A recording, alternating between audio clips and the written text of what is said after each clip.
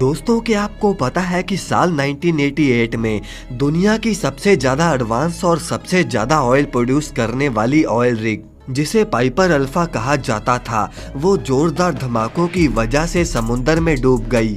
इस oil rig को 1976 में स्कॉटलैंड के शहर अबरदीन से 190 किलोमीटर दूर लगाया गया था। ये ऑयल रिग उस समय की सबसे हाईटेक ऑयल रिग थी। पाइपर अल्फा ऑयल रिग एक छोटे शहर के बराबर थी। इस ऑयल रिग में एक टाइम के ऊपर 226 वर्कर रहते थे, जो कि शिफ्टों में 24 घंटे काम करते थे और इसे मेंटेन भी रखते थे। लेकिन दोस्तों, ऐसा क्या हुआ कि जोरदार धमाकों की वजह से ये ऑयल रिग पूरी तरह से तबाह हो गई। आज की इस वीडियो में हम आपको बताएंगे कि वर्कर्स की किस गलती की वजह से करोड़ों की ये ऑयल रिग अचानक से तबाह हो गई और इस हादसे में कितने लोगों ने अपनी जान गंवाई। तो चलिए वीडियो को शुरू करते हैं। पाइपर अल्फा का पूरा वजन 20,000 टन था और इसकी ऊंचाई समुद्र के सरफेस से 90 फीट ऊंची थी। इस ऑयल रिग का ज़्यादातर हिस्सा समुद्र के नीचे था। ये कोई फ्लोटिंग ऑयल रिग नहीं थी, बल्कि इसकी फाउंडेशन 750 फीट नीचे समुद्र के बॉटम से उठाई गई थी।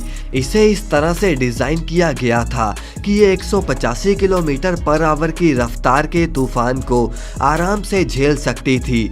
ये ऑयल रिग उस समय की सबसे ज़्यादा प्रोडक्टिव ऑयल रिग थी, जो कि एक दिन में 3 लाख बैरल से भी ज़्यादा ऑयल प्रोड्यूस करती थी।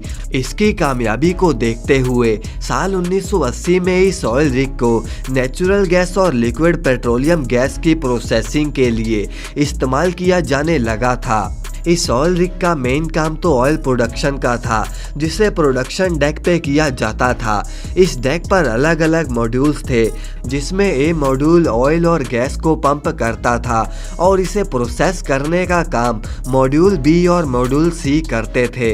मॉड्यूल डी पर हैवी जनरेटर्स थे, जो कि ऑयल रिग की इलेक्ट्रिसिटी की ज़रूरत को पूरा करते थे।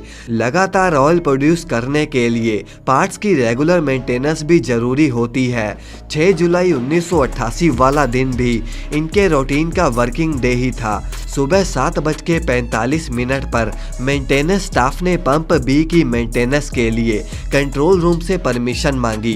कंट्रोल रूम के शिफ्ट ऑपरेटर ने पेपर वर्क के बाद उन्हें परमिशन तो दे दी। सिक्योरिटी रीजंस की वजह से ऑयल रिग्स पर बहुत सारे सेफ्टी वाल्व्स लगे होते हैं, ताकि अगर कोई पंप खराब हो जाए तो जमीन से निकलने वाली खतरनाक गैस का वाल्व ऑटोमेटिक बंद हो जाए।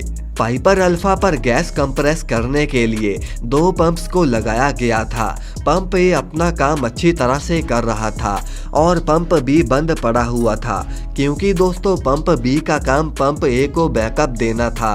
अब नॉर्मली एक पंप कई दिनों तक चलता रहता है और उसे रेस्ट देने के लिए उसे बंद करके दूसरे पंप को स्टार्ट किया जाता है, या फिर एक पंप ही खराब होने पर दूसरे पंप को चलाया जाता है।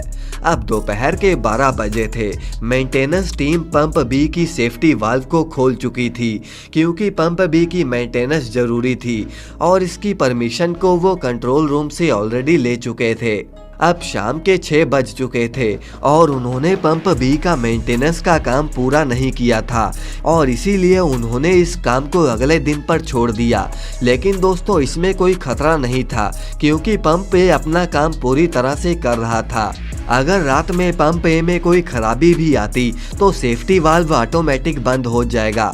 अब सुबह की शिफ्ट खत्म होने वाली ही थी और उन्होंने चार्ज नाइट शिफ्ट वालों को दे दिया। नाइट की शिफ्ट में टोटल 62 वर्कर्स थे और बाकी के वर्कर्स अपनी लिविंग क्वार्टर्स में रेस्ट कर रहे थे। नाइट शिफ्ट के वर्कर्स के लिए भी ये एक नॉर्मल वर्किंग डे ही था, लेकिन थोड़े टाइम बाद चीज़ें बिगड़ना शुरू हो गईं। रात के 9:45 पर कंट्रोल रूम के स्टाफ को एक अलार्म शो हुआ कि पंप ए बंद हो चुका है। पंप ऑपरेटर की टीम पंप के पास गई और उसे रीस्टार्ट करने की कोशिश करी, लेकिन पंप ए स्टार्ट होने का नाम ही नहीं ले रहा था। अब उनके पास केवल एक ही ऑप्शन बची थी और वो थी पंप बी को स्टार्ट करने की। अब वो कंट्रोल रूम गए और उन्होंने मेंटेनेंस शीट को देखा कि डे शिफ्ट के वर्कर्स ने पंप बी पर मेंटेनेंस का काम अभी तक स्टार्ट भी नहीं किया था। ये देखकर पंप बी को स्टार्ट करने का फैसला किया गया। पंप बी को स्टार्ट करते ही सब कुछ नॉर्मल हो गया, लेकिन 10 मिनट के बाद ही 9:55 पर कंट्रोल पैनल पर बहुत सारे अलार्म बजने लग गए। ये कोई वार्निंग अलार्म नहीं बल्कि गैस लीकेज होने के अलार्म बज रहे थे। अब कंट्रोल रूम का स्टाफ इससे पहले कुछ करता कि उससे पहले ही एक जोरदार धमाका हो गया, जिससे कि रिग में आग भड़क उठी। इस धमाके ने पूरी रिग में हलचल मचाकर रख दी। कुछ वर्कर्स ने अपनी जान बचाने के लिए पानी में छलांग लगा दी और कुछ वर्कर्स एसओपी को फॉलो करते हुए रेस्क्यू हेलीकॉप्टर्स का वेट करने लग गए। इस धमाके की वजह से रिग के सारे ऑटोमेटिक सिक्योरिटी सिस्टम एक्टिवेट हो गए, जिन्होंने रिग के सारे वाल्व, पंप और जनरेटर्स को बंद कर दिया, लेकिन इसका कोई फायदा नहीं हुआ। 10:20 पर रिग में दूसरा धमाका हुआ। आग बहुत ज़्यादा फैल चुकी थी। अब रेस्क्यू हेलीकॉप्टर का आना तो बहुत मुश्किल हो गया था। पास में मौजूद शिप्स जो कि अंडर वाटर पाइपलाइंस का काम कर रही थी, वो सब ये पूरा मंजर देख रही थी और उन्होंने ये सब रिकॉर्ड भी किया। अब इससे पहले कि आग बुझाने के लिए कुछ किया जाता कि एक तीसरा धमाका भी हो गया, जिसने पूरी ऑयल रिग को समुद्र में ही डुबा दिया। अब ये खबर यूरोप समेत पूरी दुनिया के न्यूज़ चैनल पर दिखाई जा रही थी। पाइपर अल्फा के हादसे में 167 वर्कर्स की जान चली गई और 60 वर्कर्स की हालत बहुत ज़्यादा खराब थी। इस हादसे का सबसे बड़ा झटका ऑयल इंडस्ट्री को लगा था। बाकी की ऑयल रिग्स पर काम करने वाले वर्कर्स अपनी जॉब से रिजाइन करने लग गए और कई ऑयल प्लेटफॉर्म को सेफ्टी चेकअप के नाम पर बंद कर दिया गया। लेकिन सबसे बड़ा सवाल ये था कि आखिर इतनी एडवांस और हाईटेक ऑयल रिग तबाह कैसे हो गई। अब इसके लिए एक इन्वेस्टिगेशन टीम को इस मामले की जांच पड़ताल करने के लिए बुलाया गया, लेकिन दोस्तों उनके पास केवल कुछ गवाह और फोटोग्राफिक एविडेंस ही थे, जिससे इस मामले की तह तक पहुंचना बहुत मुश्किल था। लेकिन 3 महीनों के बाद जब ऑयल रिग का मलबा समुंदर से निकाला गया और उसकी जांच पड़ताल हुई, तो उन्हें मेंटेनेंस रूम से एक कागज का ऐसा डॉक्यूमेंट मिला, जिससे कि पूरी तरह से साफ हो गया कि ऑयल रिग किस वजह से तबाह हुई थी। हादसे वाले दिन सुबह मेंटेनेंस टीम ने जब पंप बी की मेंटेनेंस के लिए परमिशन मांगी थी, तो उन्होंने पंप के साथ उसके सेफ्टी वाल्व की मेंटेनेंस के लिए अलग से डॉक्यूमेंट पे परमिशन मांगी थी। इन्वेस्टिगेशन टीम को वही डॉक्यूमेंट मिला था।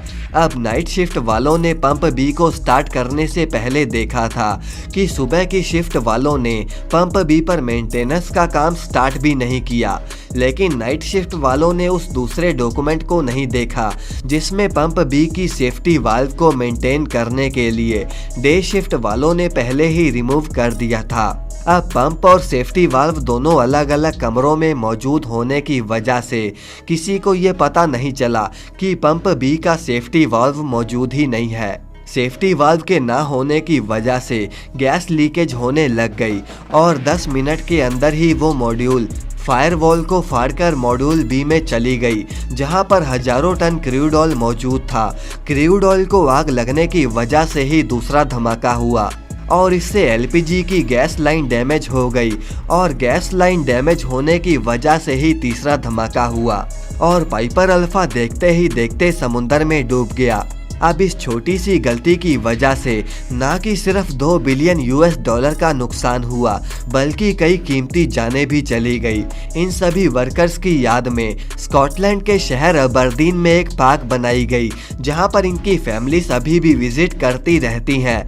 इन सब के बारे में वैसे आपकी क्या राय है, कमेंट में हमें ज़रूर बताएं और इस वीडियो को लाइक करके चैनल को सब्सक्राइब कर